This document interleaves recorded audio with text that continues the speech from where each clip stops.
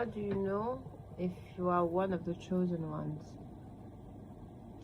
I will discuss my experience and then I will give some insight as to how you can identify whether or not you're one of the chosen ones.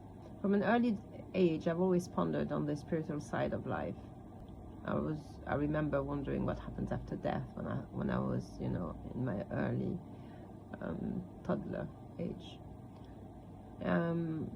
I had the opportunity in 2001 to go to a holy site, and I found myself in 2012 experiencing various mystical moments.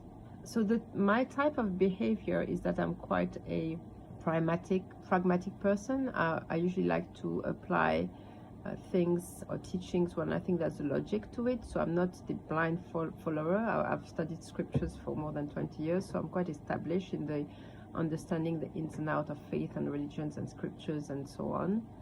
So I'm not the blind follower. But what has happened to me is one day I recall I was calling upon God as I was in a crisis moment, and since that day I've been led to study the scriptures and led to believe. What's been happening most recently, I think since 2012, so we're talking 13 years ago, is that a message has befallen upon me, in the sense that I used to wake up every morning with a verse from the scriptures that come to me. And what I would do is I'll write it down in a piece of paper. It would be incomplete. It wouldn't be the whole verse, for instance. So I'll have like some chunks of it, and then I will do some research and find out where it's coming from, and it will highlight a specific chapter.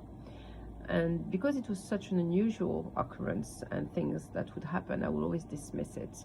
And I would think, okay, this is crazy, this is not normal thing, so I'm not going to pay too much attention, not going to worry about it.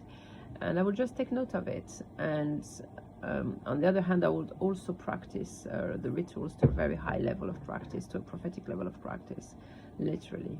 So when that would happen, so I would write this verse every morning. It happened for at least 7 to 10 years, literally every day. When this would happen, I thought it was abnormal, I thought it was unusual, so I would dismiss it in terms of not accepting it as part of my identity. I would just apply it. I would feel then that I was very highly spiritual, highly close to the divine, while on the other hand, it didn't mean that the rest of my life was perfect. On the opposite, I felt that I've never been tested so much than when I'm at the higher level of faith or spirituality. So I was tested, and I've been tested. And thereafter, after those 10 years, let's say, that average into the receiving of verses and scriptures, I had a denial, a rejection of everything to do with this, because it was so overwhelming to be experiencing the unseen without having reference to refer to, or a line where a benchmark that tells me it's okay. You're not crazy. I was having a normal diet. I was, pretty healthy diet. So nothing unusual, that would justify out of experiences. Anyway, thereafter, what has happened, so I had a rejection over all this because it was very overwhelming. So I had a time where I rejected all of this. But saying that there's something that has been recurrent in my life is I've been to holy sites. And every time I travel to holy site, I've experienced some type of mystical and emotional experiences, which I think means that I have some type of link and attachment to those places and to those people, those anointed ones. So whether I like it or not, even if I try to dismiss it, it seems that it's always coming back to me. And most recently, my most recent experience in 2024 was the Christmas day, where I experienced a cosmic rebirth, where I found myself in the cosmos, floating and watching the planets and watching the sun light on me and anchoring myself in the earth. And on the next day, receiving lights, having the feeling of a column of light upon me. So it seems that with all my attempts to dismiss this spiritual side of me, this anointed side of me, which I tried to reject because I couldn't understand it, and I was scared, literally, of the responsibility that is incumbent upon me. The only way I found was to literally attach myself to mundane reality, so I wouldn't see myself as different or out of the norm. And recently, as I've been asking for more signs, so I've been asking God, give me signs, and I keep on receiving those downloads of the arc. So most recently this year, 2025, it's been the things that belongs to rulers. I've been giving the rulers, I've been giving the staff, I've been giving the Ark of the Covenants, I've been giving downloads of names, and it seems that whether I like it or not, it's happening to me. So I've decided to accept this anointment. I've decided that it's okay.